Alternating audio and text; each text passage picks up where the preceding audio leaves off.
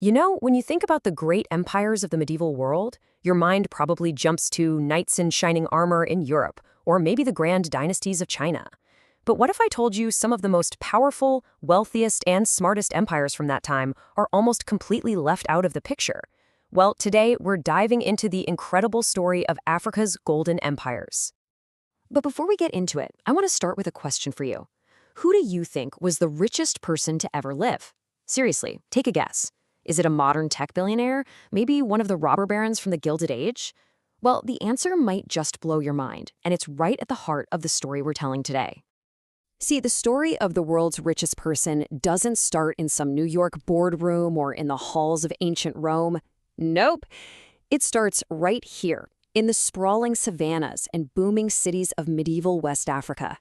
Okay, so let's jump right in with our first great empire, Ghana. It was known, and for very good reason, as the land of gold. This is really the bedrock, the foundation of the region's incredible power and wealth. So picture this. Way back around 300 CE, the Soninke people founded the Ghana Empire. And they were smart. They were geographically brilliant, actually. They set themselves up to control this crucial crossroads of trade, sitting right smack in the middle of two of the most valuable resources you could find at the time.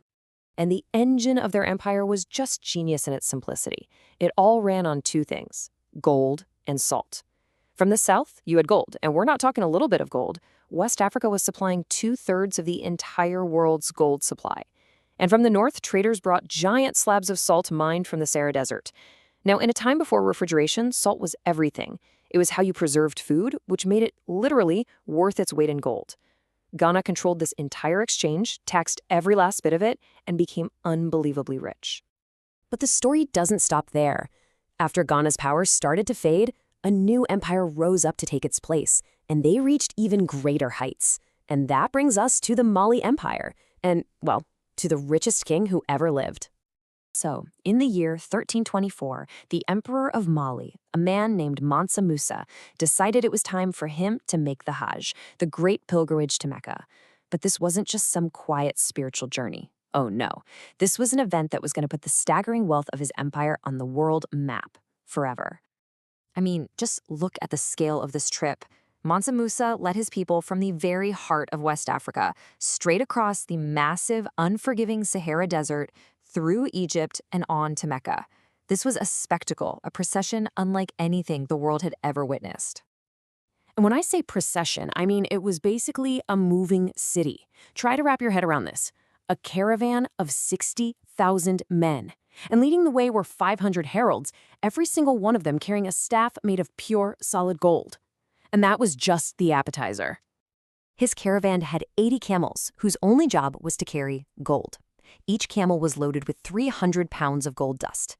That is 24,000 pounds of gold. He gave so much of it away for free on his trip, especially when he passed through Cairo, that he completely flooded the market and crashed the price of gold. The regional economy didn't recover for over a decade.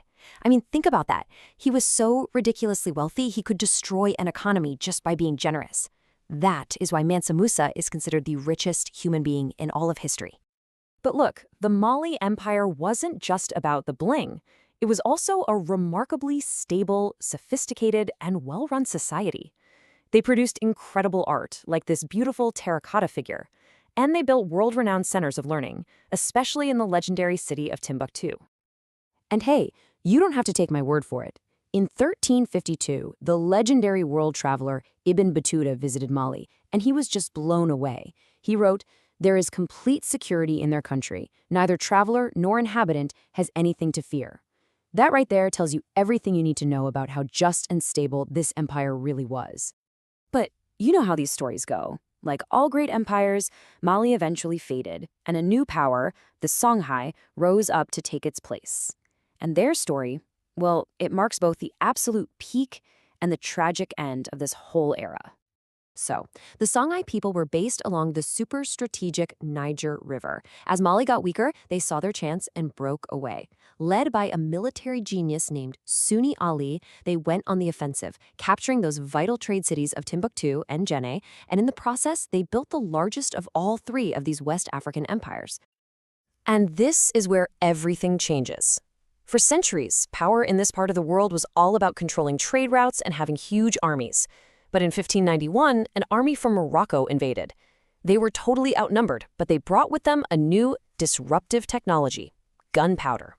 The massive Songhai army, with all its wealth and tradition, just stood no chance against cannons and early firearms. That one battle pretty much marked the end of an entire era.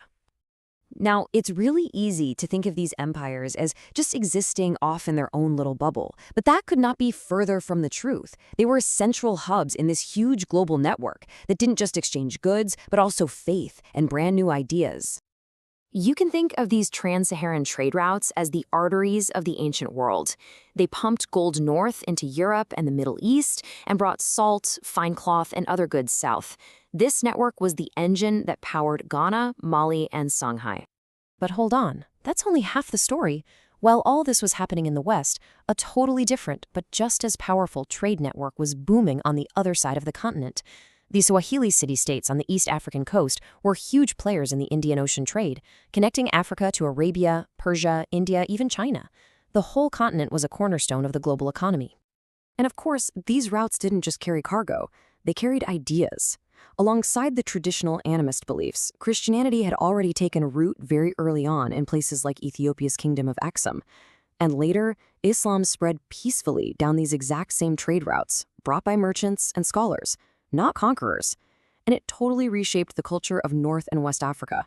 I mean, just think back to Mansa Musa's pilgrimage. So why does any of this ancient history really matter now? Because the legacy of these trade routes, of this great exchange of goods and ideas, is literally drawn on the map of Africa today.